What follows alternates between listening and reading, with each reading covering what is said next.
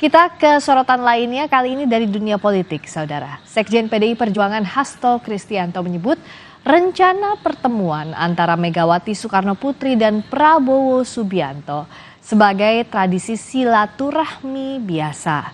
Hasto menyebut pertemuan keduanya akan digelar setelah tahapan di MK rampung.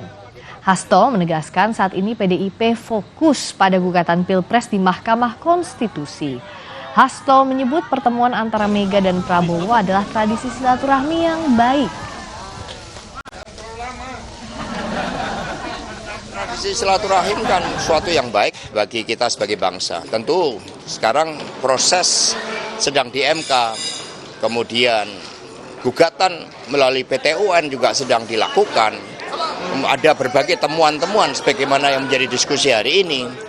Pertemuan tentu saja nanti setelah tahapan-tahapan semuanya itu diselesaikan, karena bagi kami mempersoalkan pemilu demi kedaulatan rakyat, demi masa depan merupakan skala prioritas yang terpenting saat ini.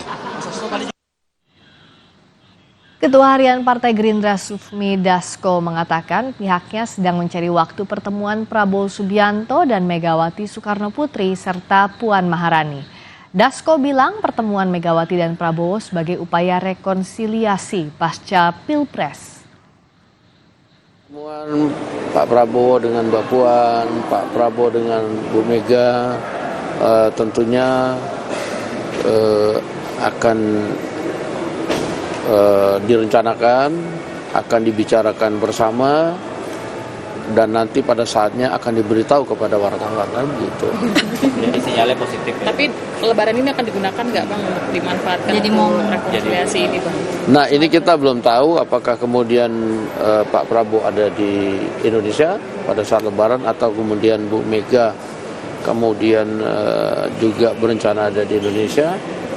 Nah sehingga apakah dalam momen lebaran ini yang dibuat pertemuan atau pada momen lain, nanti juga wartawan kita akan kasih tahu. Kami akan pantau situasi arus mudik di Pelabuhan Merak, Bali.